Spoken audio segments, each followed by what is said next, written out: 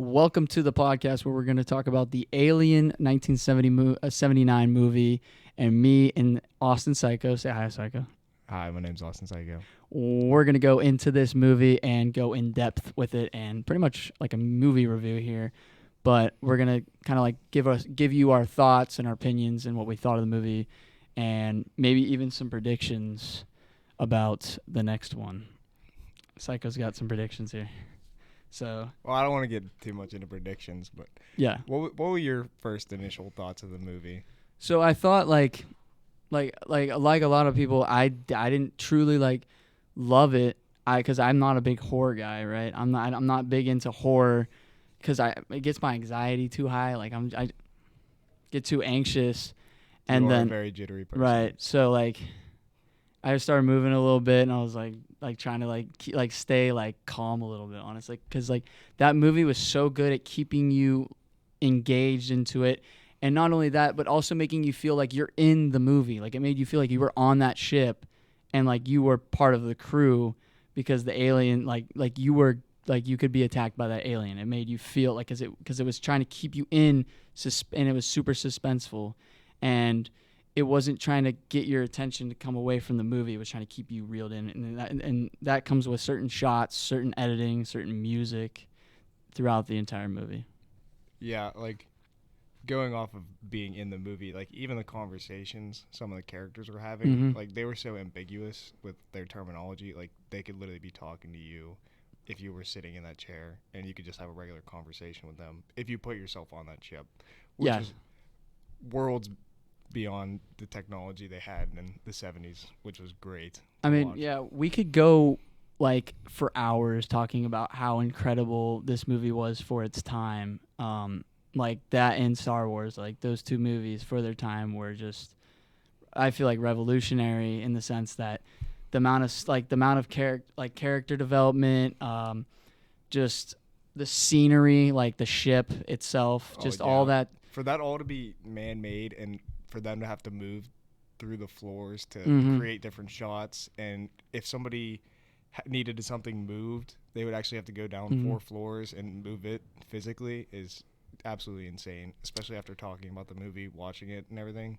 That'd be so much work, and it turned out to be a really good movie in my opinion. Yeah, I mean, it was just an amazing movie, and that's what I was saying is like, even if I didn't like the movie, and even if I'm not a big horror guy, the movie still was just amazingly produced, it was just incredible what they were able to accomplish, and the feats that they were able to accomplish throughout this movie, just mind-boggling, and you just you can appreciate it even if you don't necessarily like that type of genre or type of film.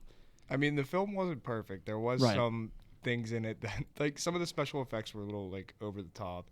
Especially, I don't want to spoil anything, but some of the explosions and lightings were a little bit out there for the scene I guess it was in. But yeah, I mean, they didn't have crazy technology back then, so they couldn't do crazy special effects and crazy CGI stuff like they can like today. What we see today. Right. So, I mean, they did what they could, but it was still like they did things like they didn't try to overdo themselves when it came to trying to do like accomplish these futuristic aspects of the movie. You know what I'm saying? Like they weren't trying to go over the top and try to predict crazy things. They just did like simplistic, like the radar scanner, like all the gadgets, tools that they used throughout the movie. It was all supposed to be just, okay, we're not going to try to predict what it's like going to be like in the future, because I believe it takes place in like what, 2037? I don't even know. I don't remember. I could look it up. I think it was 2030. I thought I saw something on like the AI on the robot or the mother or whatever that said 2037. Yeah, it was definitely a futuristic movie, and aside from the horror aspect of the movie, for science fiction as a genre, this is probably one top 10 all-time movies to watch, just with the amount of technology that they were able to create and how futuristic it was for 1970. Because you could see all those things in the movie were in the time period, and they used them in a different way to make it look futuristic, which was absolutely amazing. Yeah. So apparently I looked it up, 2079 instead of 2037, and that's 100 years after the movie was rolled out into the theaters. 1973? No, 1979, 2079. Oh, it was released in 1979. Yeah, 1979. Okay. So 100 years after what how the time was. So they're trying to somewhat predict 100 years in the future. And it's talking about how humanity is just beginning to explore the stars. I mean, there was like the expectations that were in that movie were still like higher than they are today. Like, we're still not exploring the stars, right? No. We're not like No. like what I mean by that is like, you know how like they had technology that allowed them to go out into that planet with ease, that spacesuit, and then also like their ship in itself was able to go and detach from the station. Right, and have rockets and like be able to like we still don't have something like that today, right? Not We can't even get to Mars. So I mean, we're trying. We're trying. Right, we're trying, but we're not there yet. So like they're kind of accurate on their futuristic predictions, but like then again, like they weren't trying to overdo their futuristic predictions in a sense. Now, right? With the whole story of the movie, do you think the actors do you think they should have broke quarantine during the movie? Controversial topic here. I didn't like it. Right. Because it was, I mean, I understand why they did it.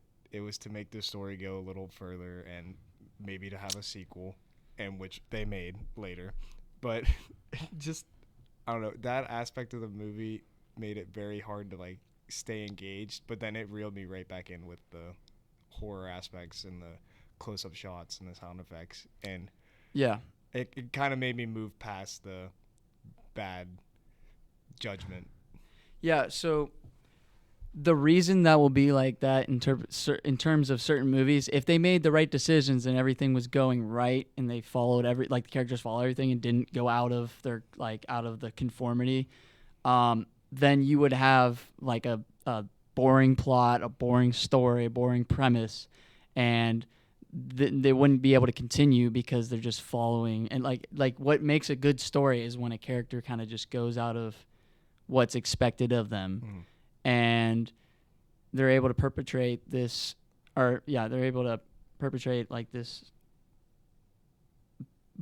unfollowing of protocol, and not do what the other characters expect of them, and it really creates like character development and is able to like, because like those, so like she was super serious about, you can't come in. Yeah. And then she turns into this character that throughout the movie is like doing what needs to be done to get it done, and like just going out of her way to make sure that that she survives at least, because everyone keeps making dumb decisions, and they keep dying off. Well, I do like the plot twist with some of the characters. I don't want to spoil anything, but the one character turns out to be completely different than what we thought they would be. Mm-hmm. And he ends up getting killed by the crew members because he wasn't being... Yeah, I know you want to say. I know. I don't know how not to spoil it. Yeah. But it was a very good aspect of the movie because I didn't see it coming. I knew something was off with the character, but I didn't see that big twist in the movie, which was way before its time. And right. For them to put the details of his death, well, spoiler, but for him to like be broken apart and then you see all the different things. Oh my gosh, it's so crazy. graphic. It's like Ripley Scott right here is trying to like pick apart your mind, like something psychologically that says in your mind, like, I don't want to look at that, like I don't want to see that gross stuff, like it's just so gross. Well, he does that a lot throughout the movie. Yes. I mean, like especially with the vent scene. Yes. When almost no words are said, it's just close-ups and flashing lights and minimal sounds, and it just keeps you on the edge of your seat, and then everything just goes silent. Yeah. And he says his last words, and when it goes silent in a horror movie, you're expecting a jump scare. Yeah. Yeah. So like they didn't do too much of that, but there was one jump scare. I believe. The very end. Very end. Well, right? no. Also, when they were exploring the planet and he went down into the ship Mm-hmm. and the Yeah. thing jumped Yeah. on Yeah. his Yeah. face. That like That yeah. was- So like, I don't know. I remember with the one scene like This it is was so hard. not to spoil anything. I know it was hard to watch when the alien came out of the body. You know what I'm talking about? Yeah. Like that was hard to watch. Like But it just like But I think it goes with the overall message of the movie, which was very shocking to find out after we started talking about it. Yep, I know where When you're it's going about basically unconsensual sensual. Yeah. actions and basically defiling the human body Mm-hmm. and all those aspects that are hard to talk about, but they were able to do that by not directly talking about them, but by indirectly using symbolism. Like symbol, yeah, throughout symbols. the whole entire movie. Like the alien's shape of its head, or it'd be the ship. Or like none of the crew members had gender assigned to them. Yep. When they were written, they just put the name and no male or female beside it. It was just their dialogue, which was crazy during the time that it was right after the civil rights movement. We just got out of the Cold War, and there was a lot of debating throughout the country. Like social of civil rights yep. and social interactions and how people should be treated, and it was a very controversial time in the United States, and for them to be able to incorporate all that indirectly into the movie, absolutely. Well, I thought it was very fascinating what Professor Humphrey told us about how didn't care about what the genders were of the act or of the characters. It was more so here's the characters, here's the development that they're gonna go with. They're gonna go in. Here's what's gonna happen to them in the story. I gotta stop touching that because it messes up with the mic. But it was just here's this character. Here's what's gonna happen to them. Here's what's gonna throughout the movie. What's gonna be going on. And I think every single character in the movie could have been switched around. Exactly. Because they really. Besides the one, they really didn't have a main character. That's what I was going to talk and about. You could actually take any of the crew members and switch them into different roles, and it would have made the movie just as good. It was when I was watching it, I was expecting Dallas to be the protagonist, like he was the main character, the main guy. 100%. But then were you expecting in the event scene when he was going in the vents, like, okay, they're throwing him in here, and we just saw two, like, what was his name? Who was that? The first one was that lower level crew members. Right. So we thought, okay, he's getting put in this stupid situation. We're like, oh, is he gonna die here? Because we're all thinking, oh, he's the main character. He's not gonna die here. There's no way. He's the leader of right? the ship. He's the leader of the ship. We're thinking, okay, he's the one making kind of calling all the shots. So we're thinking, there's no way he dies right here. And then it's just like, boom, he's gone. And they don't even show his death. So apparently, I looked it up. In what's it called? The director's cut, where he kind of like Ripley Scott tinkers with his movie a little bit. They add one scene in which it shows a couple of shots of what's her name? What was her name? What was the main? God, I can't think. I can't remember. The girl that ends up actually being like kind of like the main protagonist in a sense. Is it Ridley? Because I'm trying to not. I thought her name was similar to the director's name, but I could be wrong. Let me see here. Okay, no. Ripley. The director is Ridley. Was her name Ripley?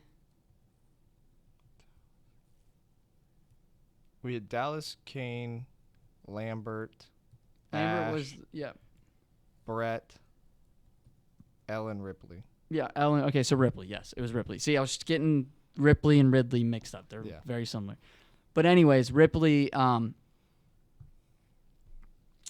She becomes the main protagonist pretty much at the end, and well, she was so controversial at the beginning.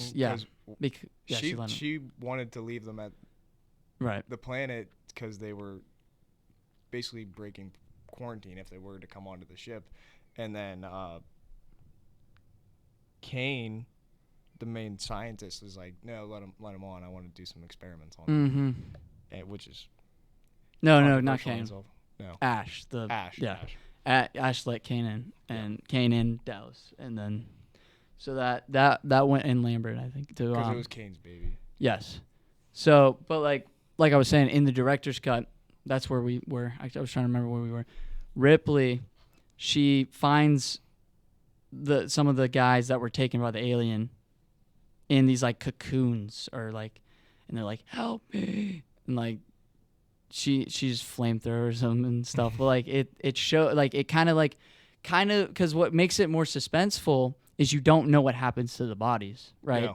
You don't know what this alien's doing to them. It's just You also don't know what happens to the first one, the first alien that was attached to Kane. right. What happens to it?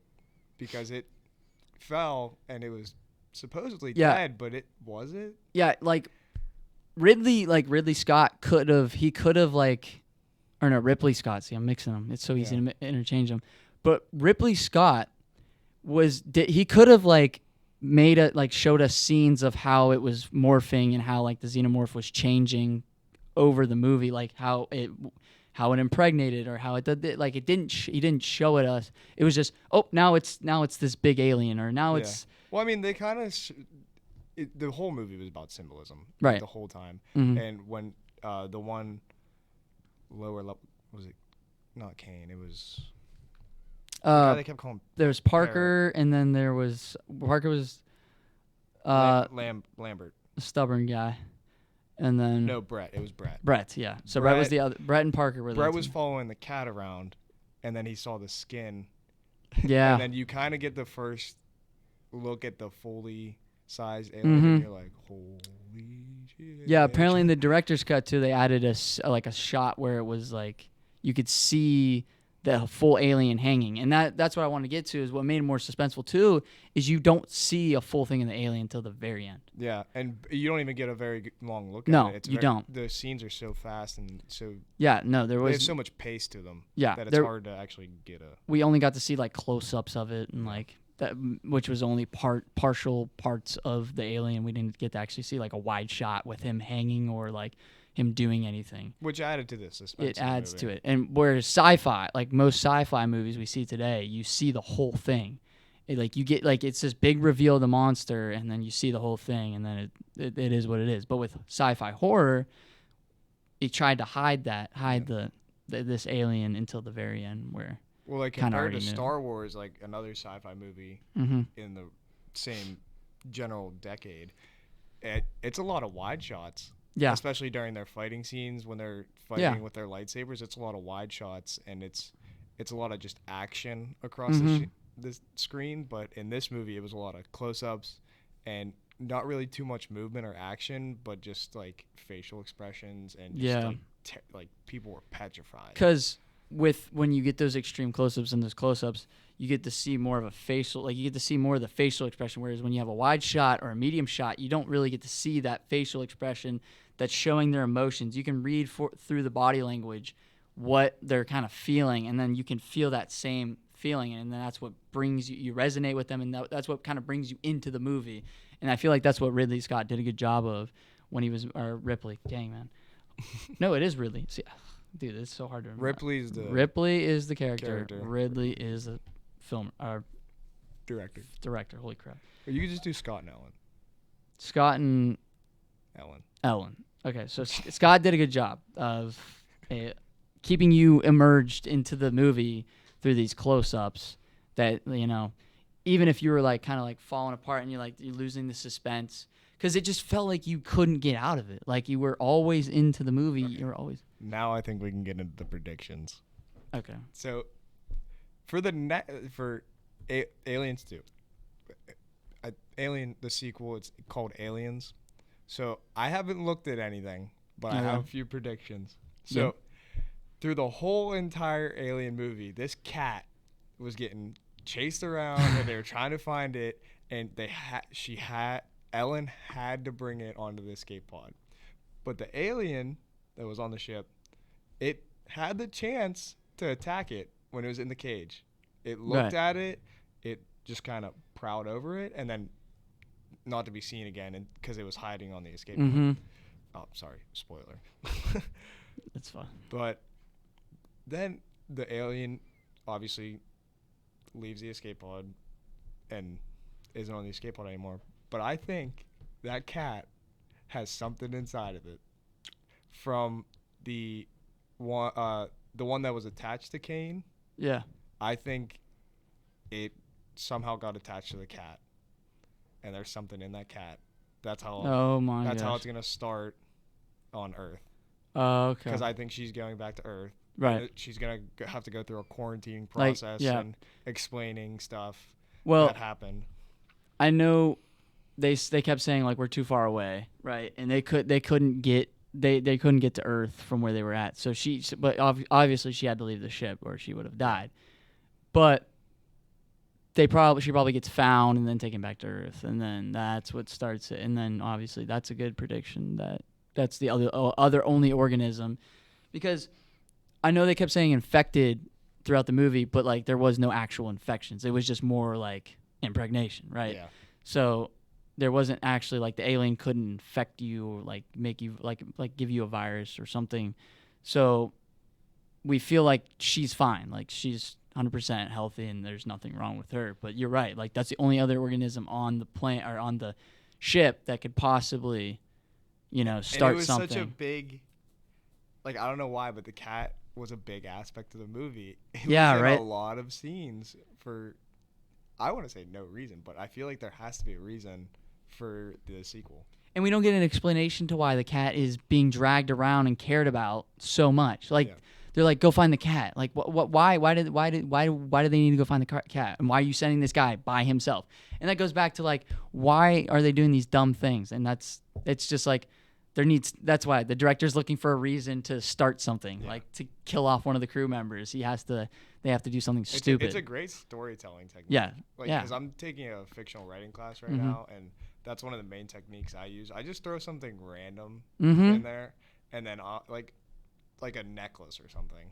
'Cause Yeah. I do a lot of like romantic stories, and I'll just throw all these symbols in there, mean nothing in the story, but for my next one, like Mhm. if I follow through with that story, I'll add that little quirk into it just to make it like my own, so you know that I wrote it, Yeah. which is like a little storytelling technique that I use. So I totally understand if they're gonna use the cat in the sequel. Yeah, and no one understood why she was making sure this cat lived, and like, and everyone, like, especially you, kept saying like, why she got keeping the cat? Why she got? Well, I don't like cats, so I was like, let the thing die. Let that thing die. That's what I was like. No, obviously, no animal's life was more important than a human's life, so that's why it made no sense to anybody. Yeah. Right. So why are they making sure this animal lives and not caring? I guess not caring for their own life because they're going out to go get this cat when they could. And I hate cats for good reason. I am allergic to them. If they claw me, I'm I get allergic. hives. I'm allergic to. I'm allergic to. And they're sometimes considered as bad luck. So. But oh, definitely bad luck for some of the crew members that was trying Yeah. to find him. Yeah, I mean, I don't know. That cat had way too much significance. I hate how these cameras blur out and stuff. That cat had way too much significance to it, to where it can't be part of something else, especially because she brought it back. I mean, Yeah. it'd be different if it died with that ship and like nothing happened. Like if she just would have left the cat and then the ship explodes with the cat in it, like whatever, right? But the fact that she somehow got it alive and brought it back, and we were like, get on the escape pod. Why are you all of a sudden going for this Searching cat? around Look for for this the cat, cat, looking for man. it. When you know you're the last one left and this alien's coming after you. Why And are that you definitely gave the alien time right? to get on the escape pod. That's the thing with movies. You're always like, you're trying to like think of like you're always sympathizing for the characters that are kind of being victimized, and you're like, okay, there's no way the alien or whatever's chasing these people somehow gets there in time because they had enough time to do this, blah blah blah. But then the director does a good job of like just like putting it in, trying to make sense of how this entity is somehow already in the room with the victim or already here. Like they just do a good job of trying to make it kind of logistical and. Well, do you think the alien was hunting them? I don't know that it could like the way he went on the radar, like the way on the radar showed, like he was just heading straight to him. Like it wasn't like roaming around like in real life. Obviously, it feels like it would just like roam around and you'd see the dot just go random places. But like in the movie, the dot was going straight to Dallas. Like, do you think I don't know if it was designed to kill. Yeah, because the way some of the scenes, like it's first, it almost seems scared, especially when Parker and Lambert when Parker like rushed at it. Like, its first instinct wasn't to kill Lambert; it was just kind of like examining her. Yeah, and then Parker hit it, and then it went into like a reactive mode to where it was scared. And see, that's what amazed me about this movie is it was already assuming that these humans, because it's 2079, already assuming that these humans already understand that it's just another organism on a different planet. Whereas if like humans today, like in this era, would have seen an organism on another planet, they immediately think it's like what's the word? Inmalleable. Like it's just perfect. It can't be destroyed. And that's what what's his name was saying. Ash was saying that like it's a perfect organism, and that's what you assume. But like when they were dealing with it and when they were working with it, they didn't like assume that it could have powers of that, like immortal powers. You know what I'm saying? Like we automatically assume if it's on a different planet that it could have immortal powers because we don't know. It's alien. It's extraterrestrial. We don't know. We just make those assumptions about aliens and characters that we're building that they're like kind of above. Right. Humans. But they could be just like normal organisms just on a different planet. Yeah. And that's like even the that's way how they trot them. Alien looked, like it was so unique in like how it was formed and the design of the art and everything for it. It's like the creativity that went into making that character is astonishing. Yeah. Do you want to go a little bit before we end here? Because I don't know how much time we have left. We're at like somewhere around 27 minutes. But do you want to go a little bit into some of the characters, like themselves? Like I brought this up during class, but I thought it was really interesting. Like at the beginning, Parker and Brett, right? They were both like very like focused on making their money, and because like as much as like us as like these external like not influences, but like viewers, we didn't understand that that they're just doing it for money. But on their side, like they understand they're just doing it for money. Like this is just a business. Like that's all, right? It's just a job for them. But for they us, were a supply ship too. Right? They weren't. Yeah. They weren't going out and trying to look for these extraterrestrial beings. Like they got a signal, and they had to go. Their constitution or like conduct that they had to go by. They had to go look. Mm-hmm. Which Dallas, he wanted to leave. Mm-hmm. After, but Ash was the Ash robot wanted to go. Was like we have to leave. Another spoiler. Well, we have to. It just feels necessary. I mean, as long as we're not talking about the very ending. I mean, but we already did.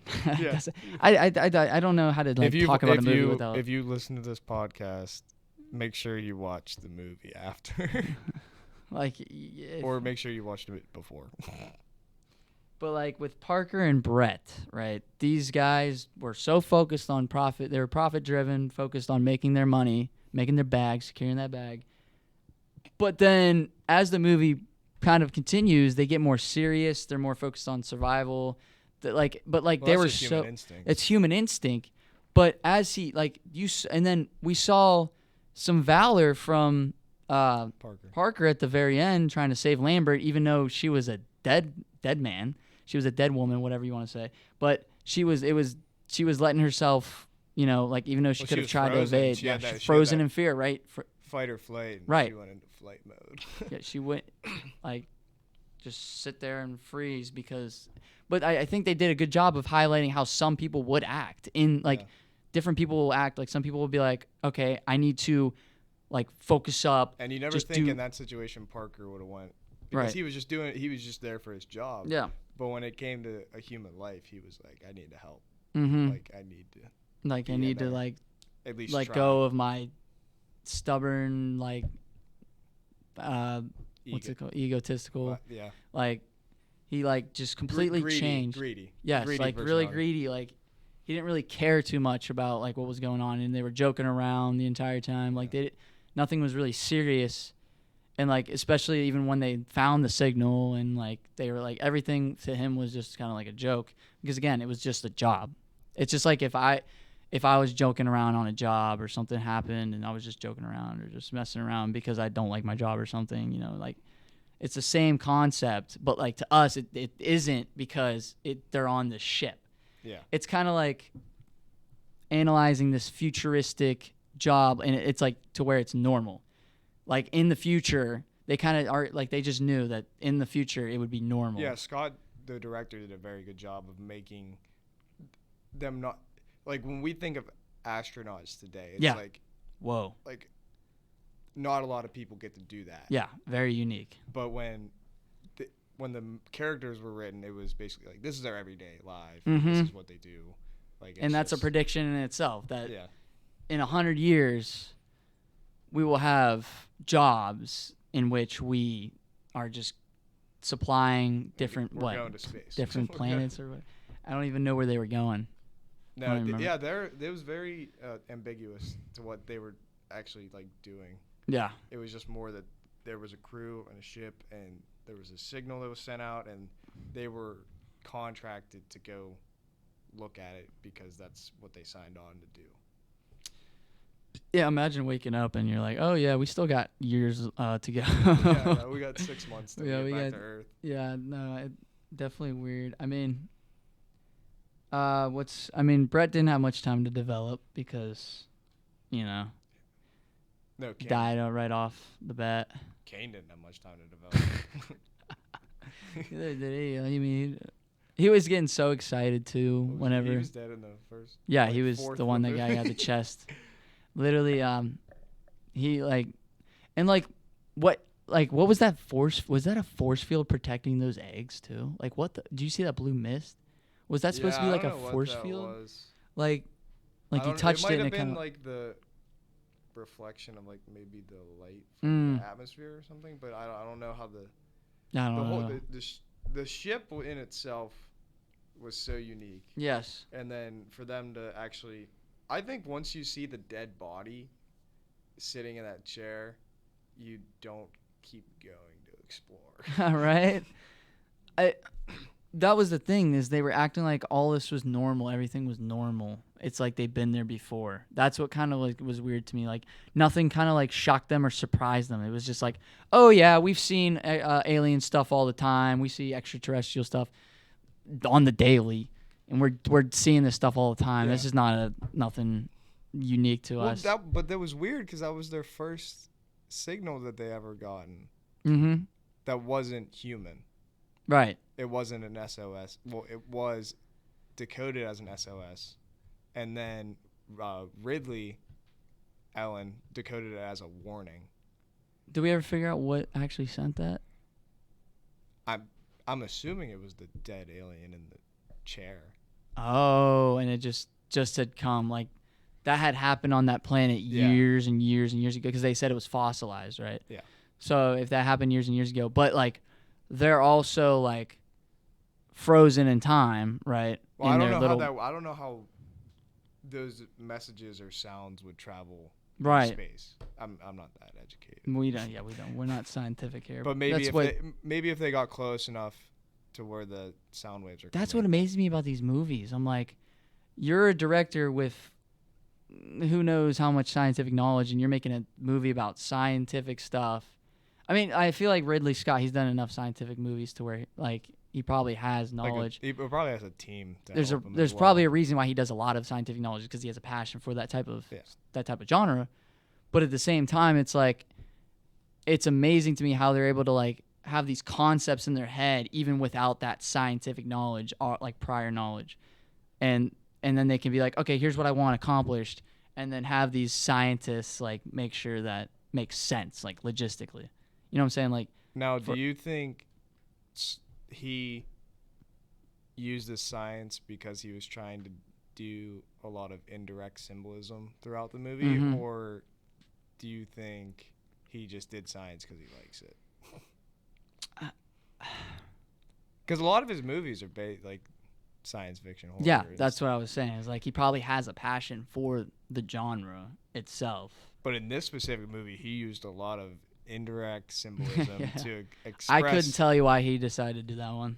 Like, but it's also 1979, so you gotta think about the amount of social movements and civil rights movements and human rights movements that were going on in that decade was astonishing. And also to have the messages of porn, sexuality. Yes. Yeah. I don't know how I want to. Well, I feel like with that, someone just wakes up one day and they're like, you know what? I'm gonna do a movie and I'm just gonna have sexual innuendos in it. Yeah. And like it's not like really calculated like for it to make like sense philosophically or just like. But it was like the way you did it. It was calculated. That's what I'm saying. That's why it's an amazing movie, to be honest, because it's calculated like, but it's also random at the same time. So to finish it up, what would you rate it out of 5 stars? Oh, out of 5 stars. I was gonna say 9.8 out of 10. I'll give it a 4.8 out of 5. 4.8. I'd give it a 4.6. Yeah, I mean, I watched a couple of reviews. A lot of them. For the time period, I would give it a 5. But like nowadays, does it live up to its time? Yeah, it kind of does, but it's not. Like for its time, yeah, we can agree. It was definitely one of the best movies at that time, without a doubt. Right there up with probably the first Star Wars movie, which like now we look at the other Star Wars movies and is the first one the best? Not really, right? But it's iconic. I would take the originals over the prequels, but that's just me. Yeah, but it's like sometimes you get some time, you get to recognize stuff, but like sometimes you can't realize us to watch the sequel. Yeah, now that he said it's not like super horror, it's more adventurous. I think that's what he said, adventure sci-fi, or like just like. Well, you don't like horror. I'm starting to like horror. I've been watching a lot more horror. Well, I hated it as a kid. Worse. See, I never really watched it as a kid. I just started getting into horror, and to watch all to now know like why movie directors shoot this way, or why they use lights this way. Like when watching horror films, I think those are expressed like. We haven't even gone into the lighting of the movie. Oh, the lighting, impeccable. It was great. It was I mean, I know a lot of people complained. Thank God no one had epilepsy and who was watching that. Yeah, if you have epilepsy, do not watch that movie. Tip to Matthew Humphrey, please. Warn your audience. But like, all jokes aside, that was very calculated for sure. Like the way the lighting was, it was to build that tension. Like, oh yeah, stuff's going down. Yeah. Like this is like serious.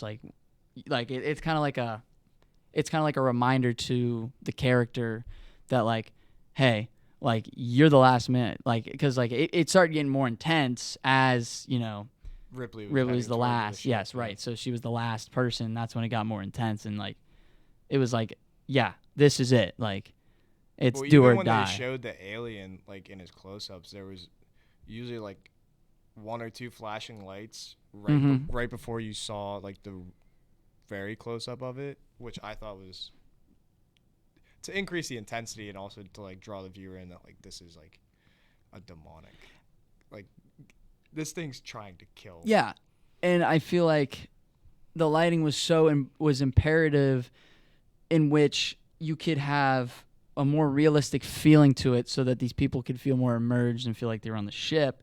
Because with more real, and it's crazy because it's a realistic movie, but there's an alien involved and there's all this sci-fi stuff. But it's sci-fi, but it's also feeling. It gives you that realistic feeling, like it's supposed to be realism, and that's what good lighting I feel like does. It makes it feel more real, and how the ship itself.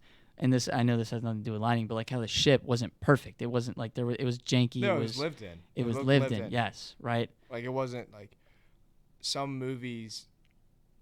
Like one for like Divergence, they have some of these buildings, like futuristic buildings that are like all white, Yeah. perfectly clean, like everything's symmetrical.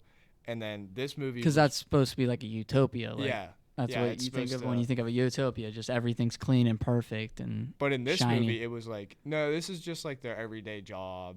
Mm-hmm. Like this is just them hanging out, like basically bonding. And they because- showed that with the dinner scenes, like the two dinner scenes that we got to see. Like Yeah. it was just like this is a real like life group of people, like a collective group of people that are just interacting with each other, having normal interactions. Yeah, nobody was like above another person. Like Right. they were kind of they all had like, I know there was like a tiering system with like captain and everything, but they were all very humble and they listened to each other. Like, And that's why they were more collective. Like it was more of like, okay, this is not one person or two people are the protagonists of the movie. No, it's the alien versus the crew. Yeah. And that's literally what it came down to when it was when you're talking about like the characters in themselves and who was like the main focus of the movie. The only thing I would like to ask Scott, the director, is was the alien intended to be like a killing creature? Yeah. Or was it just like scared and trying to protect itself? Yeah, and a lot of creatures, especially ones on Earth that are with us today, are very like, I have a mechanism on my back or somewhere around me that protects me from, predators and, other creatures trying to kill or eat me. Yeah. Right, and that's kind of what it comes down to. It's natural. It's a natural thing, a natural being. So I'm trying to see, was he trying to make it natural, or was he trying to make it like this, like pristine, like you can't kill this thing, like it's the best of the best? And that's kind of like what goes into the next movie. I feel like, we went black there. I feel like the reason we get to find out really the reason why the company wanted this alien so bad, and Ash kept harping on, oh, it's a perfect organism. Yeah. And it's like maybe they want that perfect organism to fight for them. Like it's like a company like, that probably lobbies with certain politicians in certain countries because it's probably like America. There's still probably countries in 2079, but like it's like they're like, okay, we can get this army of aliens to fight for, you know what I'm saying? Like that's a bold prediction. That is a bold prediction. And then it just goes haywire. Because like back then that was a popular topic, like get robots to fight for us because they're perfect or whatever. Yeah. Well, you limit the human casualties. Right. That too. So, well, we'll have to see. I guess We'll this get back Monday. to you guys on Aliens. Yeah, we'll see because we're gonna watch it on Monday here. But yeah, I mean, this movie was very good, and we can appreciate it even if we didn't fully like it. I'm not gonna say I didn't like it, but it wasn't for me, right? But yeah, there's certain. A little scaredy. I'm a little scared. I'm definitely better with horror movies, but like back in the day, like if I watched something, my mind would be kind of constantly racing, like thinking that thing's gonna come at me in real life in the dark or when I'm by myself. Are you gonna be able to sleep tonight? I was like, no, that movie definitely makes you think more existential. Like you think about other stuff, like things you think out of this realm, like because it makes you think, oh, we're just this like. Oh yeah, that definitely goes back thing. to like the indirect symbolism throughout the whole entire movie, and just like he was definitely trying to psychologically play with some scenes. Oh yeah. But we'll talk about that another time. Yep, I think we did as well as we could talking about this movie. I feel like we could talk more. We could keep going, but thank you to Professor Humphrey for suggesting watching the movie. Yeah, I appreciate it. I would have never probably watched that movie because, again, it wasn't for me, but I probably would have never watched that movie had we not. I remember seeing parts of it when I was a kid because it was always on TV and stuff because it's a good movie, so it got its recognition, and it was on cable for a while, but probably still is. You could probably still find it on cable, but anyway. Who watches cable anymore? It's all streaming services. Oh my gosh. All right. What did you say? I said it's all streaming services now. Who watches what? Nobody watches cable anymore. Oh yeah. Let's see. So none of the kids are gonna watch that movie. Sayonara. Sayonara. Adios. Bye bye.